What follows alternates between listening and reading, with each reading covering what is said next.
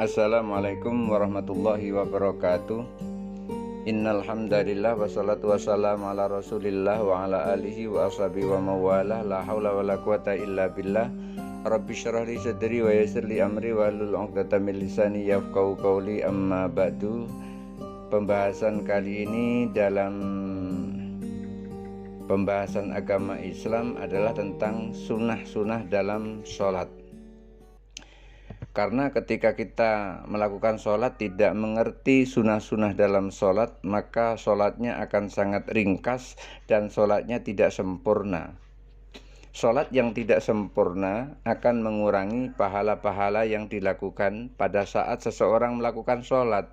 Untuk itu perlu kita mengetahui sunnah-sunnah dalam sholat. Apa itu sunnah-sunnah dalam sholat itu? Sunnah-sunnah dalam sholat itu sebetulnya ada dua. Sunnah-sunnah dalam sholat yang pertama adalah sunnah-sunnah sebelum sholat. Apa sunnah-sunnah sebelum sholat itu? Sunnah-sunnah sebelum sholat itu al-awwalu al-adhanu. Yang pertama adalah adzan. Seseorang ketika melakukan sholat, apalagi sholatnya berjamaah, maka disunahkan untuk melakukan azan. Azan ini adalah merupakan penanda bahwasanya waktu sholat telah tiba. Bukan sholat dimulai, tapi waktu sholat telah tiba. Ini sunnah yang pertama yang dilakukan sebelum sholat, yaitu azan. Wasani, dan yang kedua, apa sunnah sholat yang kedua itu? Sebelum sholat, apa sunnahnya yang kedua? Al-iqamatu, mengumandangkan iqamah.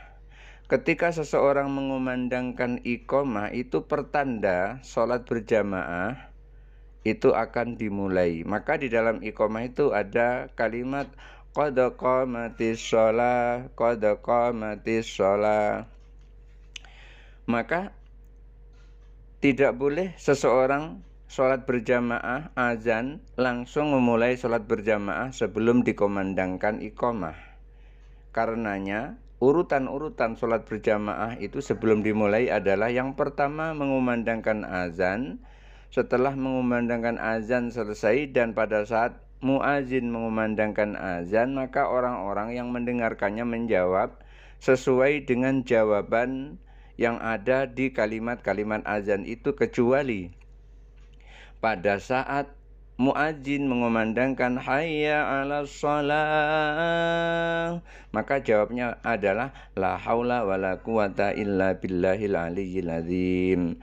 Dan ketika muadzin mengumandangkan kalimat hayya 'alal falah,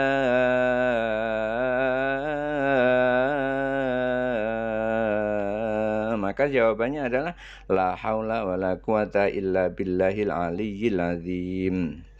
Jadi jawaban azan itu seperti kalimat-kalimat azan itu sendiri, kecuali pada dua kalimat, yaitu hayya 'alas shalah dan hayya 'alal falah.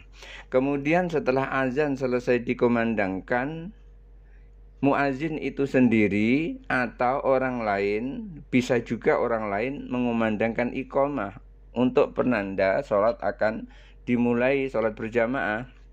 Nah, pada saat iqamah ini juga dijawab oleh orang-orang yang mendengar iqamah pada saat itu persis bunyi seperti yang dikumandangkan dalam iqamah, seperti menjawabnya pada saat azan, kecuali ada kalimat qad qamatis shalah, qad qamatis shalah, maka dijawab dengan aqamahallahu wa adamaha. Dijawab seperti itu. Ketika muazin mengumandangkan iqamah qad qamatis shalah, qad qamatis shalah, dijawab aqamahallahu wa adamaha, atau lengkapnya aqamahallahu wa adamaha madamatis samawati wal ard. Begitu. Kemudian sunnah sebelum salat yang ketiga adalah ittikhadu sutrati amamahu, meletakkan batas di depannya. Jadi kalau ada orang sholat, itu harus ada batas di depannya. Apakah batasnya itu berupa kain, atau batasnya itu berupa sajadah, atau batasnya itu berupa apa saja, yang penting ditaruh di depannya, di mana nanti ketika ada orang mau lewat di depannya, dia tidak lewat pas di depan orang itu, orang yang sholat. Maka kalau ada orang sudah dikasih batas masih juga lewat di depan orang yang sholat, maka orang yang sholat itu disunahkan untuk merentangkan tangannya ke depan. Ini menandakan bahwasanya tidak boleh sholat dilewati oleh orang yang tidak sholat. Merentangkan tangan ke depan ini menghalang-halangi orang yang lewat di depan orang yang sholat. Dan ini menunjukkan orang tidak boleh sholat, dan sholatnya itu di depannya ada orang lewat. Orang lewat di depan orang sholat itu tidak boleh. Tetapi kalau batasannya yang tidak ada, artinya mau sudah cari kayu tidak ada, sudah cari kain tidak ada, sudah cari apa-apa tidak ada, fa idza lam yajid khattan. Kalau seandainya tidak memperoleh penutup itu tadi atau penghalang itu tadi, maka buat garis di depannya. Berikutnya adalah sunnah-sunnah saat sholat.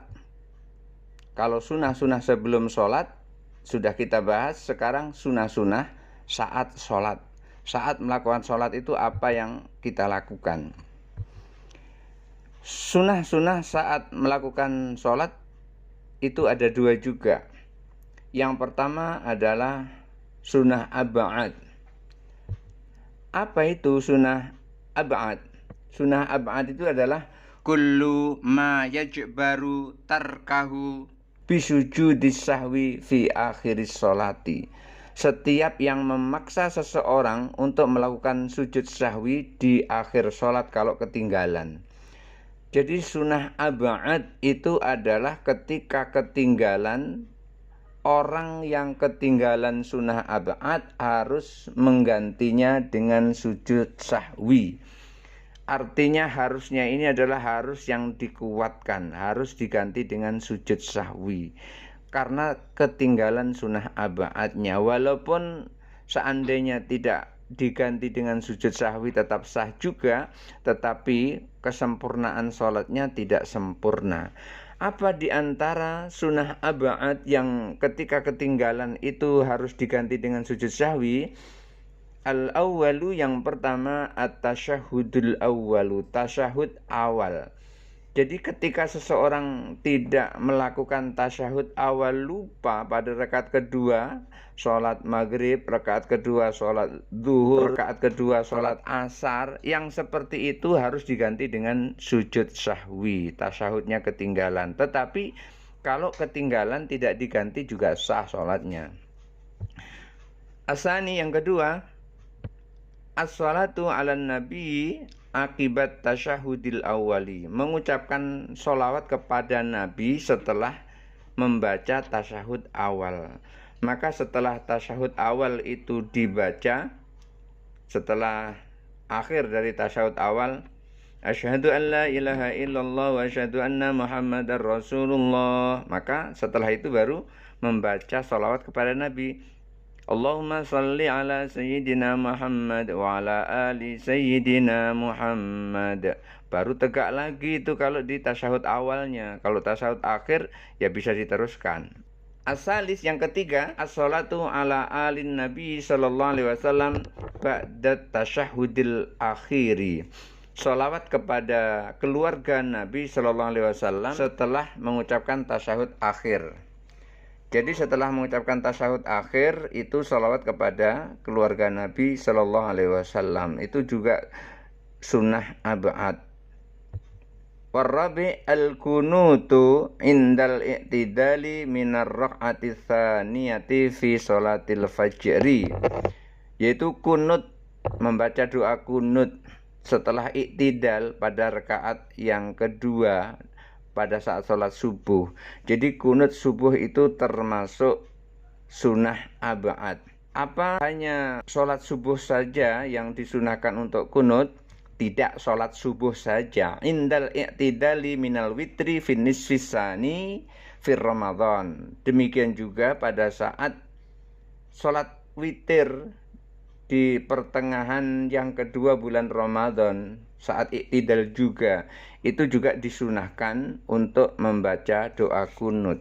Jadi sunah-sunah ab'ad itu yang pertama adalah tasyahud awal, yang kedua membaca sholawat kepada Nabi pada saat selesai tasyahud awal, dan yang ketiga sholawat kepada keluarga Nabi SAW setelah selesai mengucapkan tasyahud akhir, dan membaca doa kunut pada saat sholat subuh dan juga pada saat sholat witir. Kemudian yang kedua, sunah-sunah sholat yang kedua adalah sunah hayat. Tadi sunah ab'ad, sekarang sunah hayat. Apa itu sunah hayat? Sunanus salati allati intarakahal musalli lam yusannu jabaruha bisujudis sahwi. Sunnah hayat itu adalah sunnah dalam sholat yang ketika orang yang sholat itu lupa meninggalkannya, itu tidak disunnahkan untuk melakukan sujud sahwi. Ini ada perbedaan dengan sunnah ab'ad. Kalau sunnah ab'ad, orang yang meninggalkan sunnah itu diwajibkan atau dipaksa untuk melakukan sujud sahwi. Tetapi kalau sunnah hayat, kalau ketinggalan sunnahnya itu tidak dipaksa untuk melakukan sujud sahwi. Apa di antara sunnah hayat itu? Yang pertama, raf'ul yadaini inda takbiratil ihrami wa indar ruku'i war raf'i minhu. Di antaranya adalah sunnah hayat yang tidak harus diganti dengan sujud sahwi kalau kelupaan, itu adalah mengangkat kedua tangan pada saat takbiratul ihram. Jadi ketika kita mulai sholat Allahu Akbar lupa ngangkat tangan, itu nggak perlu ganti dengan sujud sahwi. Kapan lagi? Wa indar ruku'i, pada saat ruku'. Pada saat ruku' itu Sami Allahu liman hamidah, iktidal juga. Mau ruku' juga Allahu Akbar, ruku' itu tangannya diangkat, tidak diangkat tidak apa-apa, tidak diganti dengan sujud sahwi. Waraf'i minhu, dan juga pada saat bangun dari ruku' itu disunahkan untuk mengangkat tangan, dan itu sunnah hayat, dan kalau ketinggalan tidak harus untuk mengganti dengan sujud sahwi. Yang kedua, wad'u yadihil yumna ala dhahri yadihil yusra, meletakkan tangannya yang kanan pada punggung tangan yang kiri. Itu pada saat takbiratul ihram. Jadi tangan kanan itu berada di atasnya tangan kiri. Jadi memegang tangan kirinya pada saat bersedekap setelah takbiratul ihram, kan tangannya diletakkan di antara perut dan dada itu. Di situ tangan kanan berada di atas, tangan kiri berada di bawah. Jadi tangan kanannya itu memegang tangan kirinya. Dan yang ketiga, an-nadhru ila maudhi'is sujudi, memandang tempat sujud. Saat sholat itu memandang tempat sujud, bukan toleh kanan toleh kiri, bukan toleh atas toleh bawah, tetapi memandang ke tempat sujud. Kalau pada saat sholat itu tidak memandang ke tempat sujud, tidak perlu sujud sahwi. Dan yang keempat, iftitahus sholati ba'da takbiri biqiraati taujihi inni wajjahtu, dan seterusnya.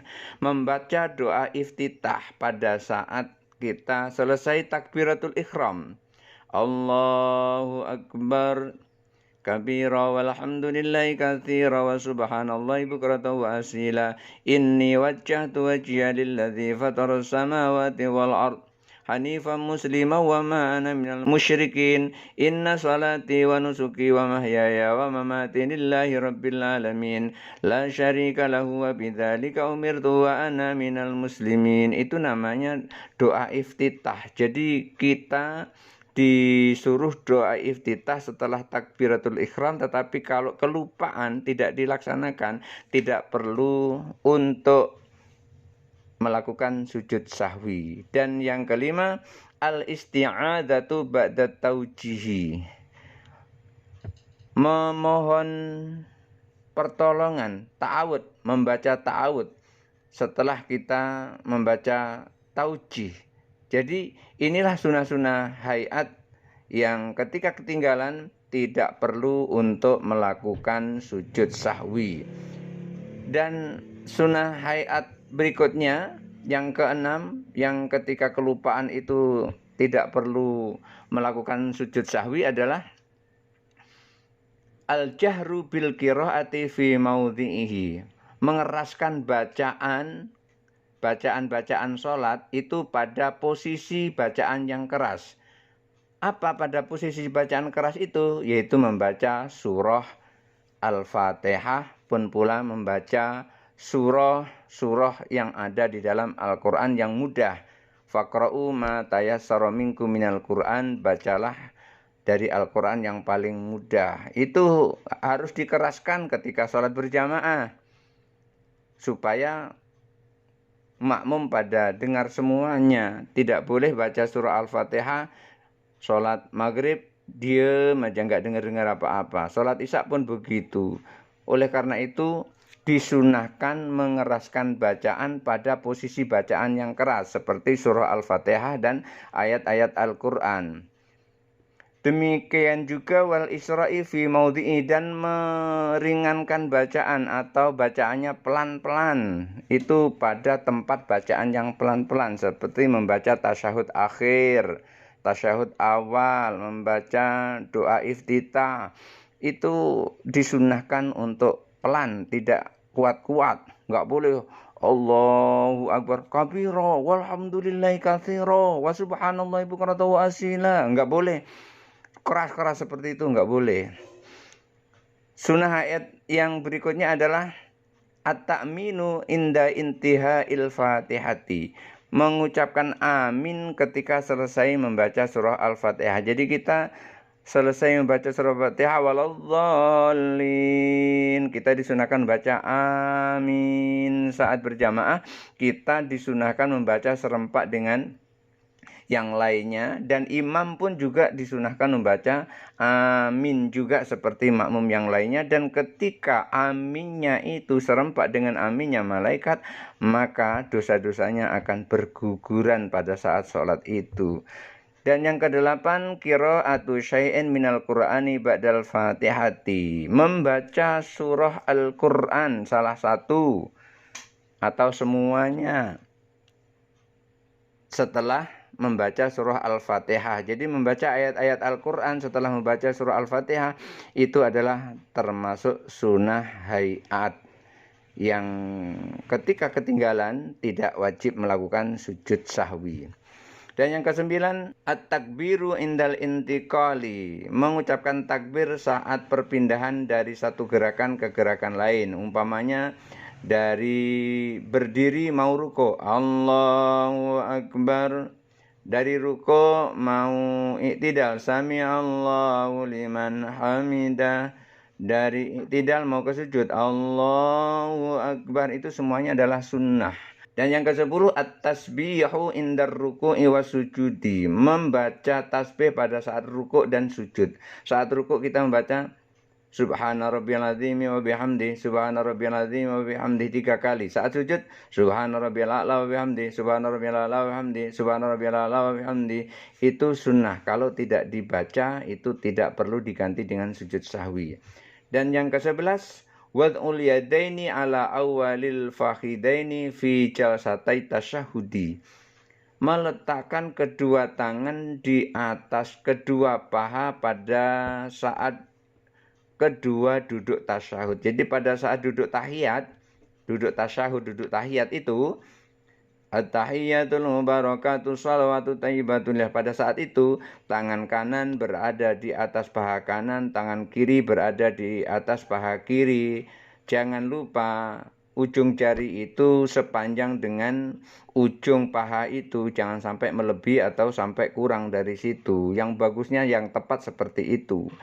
Kemudian yang ke-12, at-tawarruku fil jalsatil akhirati wal iftirasi fi ghairiha.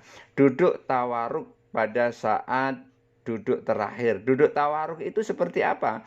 Duduk tawarruk itu adalah kaki kiri berada di bawah kaki kanan, kemudian pantatnya itu duduk di atas lantai. Kenapa kok seperti itu? Karena duduk tawarruk pada saat duduk terakhir itu lama. Supaya tahan, maka cara duduknya seperti itu. Pantatnya, bokongnya itu diletakkan di lantai, terus ujung kaki kirinya di bawah atau diselipkan di bawah kaki yang kanan. Sementara duduk iftirash itu seperti apa? Duduk iftirash itu adalah kaki kirinya, telapak kaki kiri itu diduduki oleh pantat, kemudian kaki kanannya itu berdiri di sebelah kanannya. Itu namanya duduk iftirash. Kenapa kok dilakukan seperti itu? Karena duduknya tidak lama, duduknya sebentar. Maka sunnah melakukan duduk tawarruk dan juga melakukan duduk iftirash. Duduk tawarruk itu dilakukan pada saat tahiyat akhir, duduk iftirash itu pada saat tahiyat awal, pun pula pada saat ketika duduk di antara dua sujud.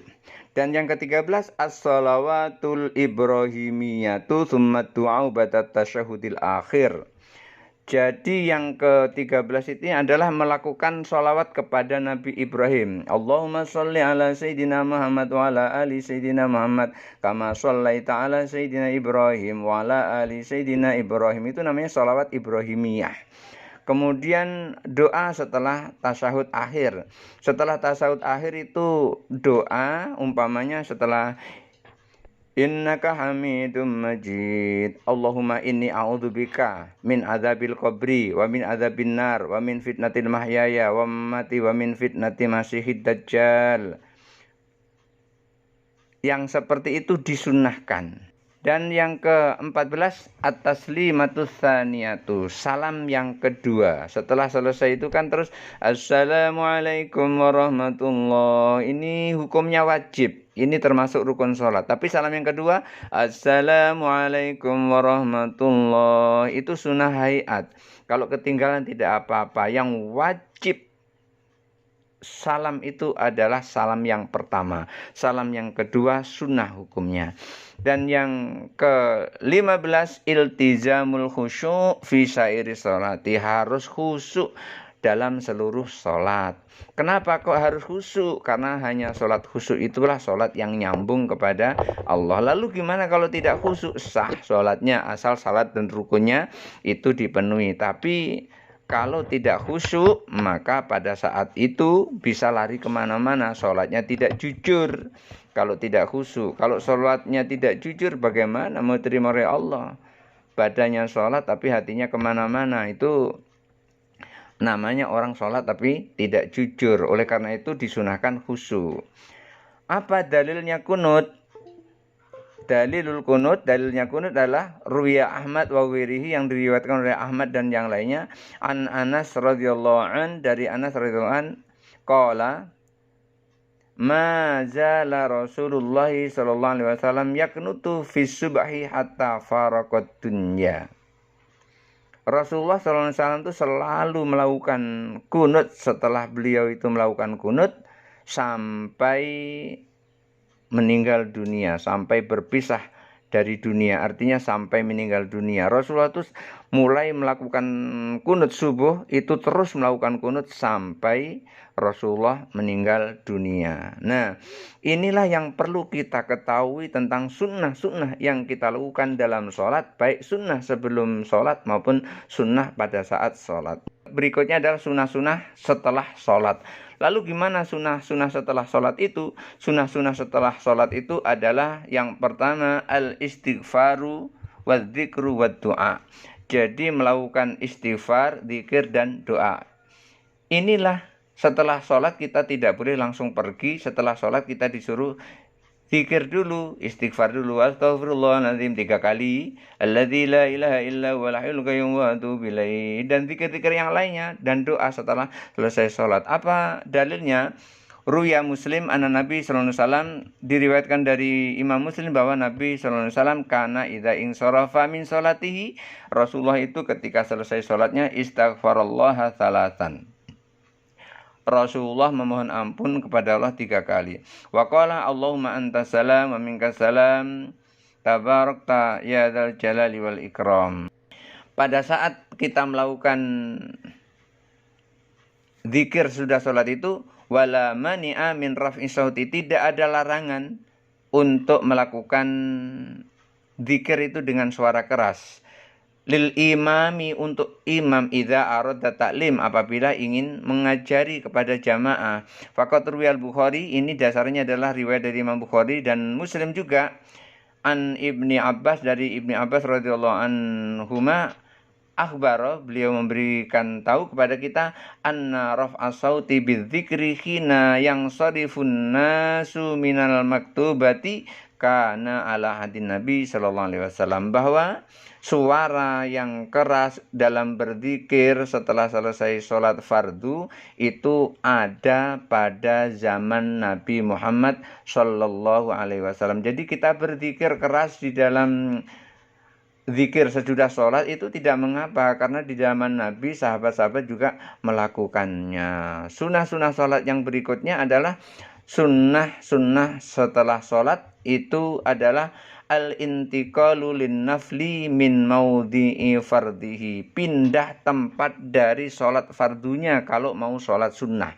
Jadi sunnahnya adalah kita misalnya sholat fardunya di sini, pindah ke sebelah kanan, itu untuk melakukan sholat sunnah. Likathrati mawadhi sujudi, karena kenapa kok pindah? Biar banyak tempat-tempat yang dipakai untuk sujud. Fa innaha tasyhadu lahu, karena itulah nanti yang akan menjadikan saksi ketika di hadapan Allah Subhanahu wa taala. Kalau zaman dulu itu kan sholatnya di atas pasir, jadi sudah tenggelam kakinya di situ, maka pindah ke sebelahnya. Dan ini juga menjadi saksi bahwasanya banyak tempat-tempat yang ia pakai untuk melakukan sujud.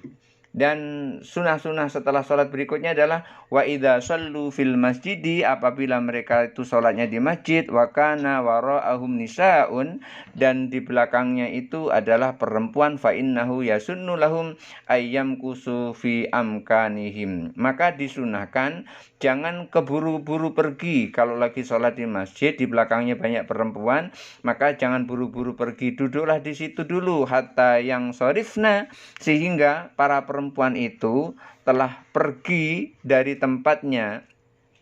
Li'annal ikhtilata bainahunna madinnatul fasadi, karena percampuran antara laki-laki dan perempuan itu akan menjadikan prasangka kerusakan, jadi akan merusak ibadah kita kalau ibadah itu bercampur antara laki-laki dan perempuan. Itulah sebabnya kenapa kita aswaja itu tidak boleh bercampur antara laki-laki dan perempuan. Sementara di sebelah sana ada yang suka untuk bercampur antara laki-laki dan perempuan, dan bahkan lebih dari itu, yang ini sesungguhnya tidak diajarkan oleh Rasulullah Shallallahu Alaihi Wasallam. Itulah yang kita bahas kali ini, mudah-mudahan ada manfaatnya. Wallahul muwaffiq ila aqwamit thoriq. Wassalamualaikum warahmatullahi wabarakatuh.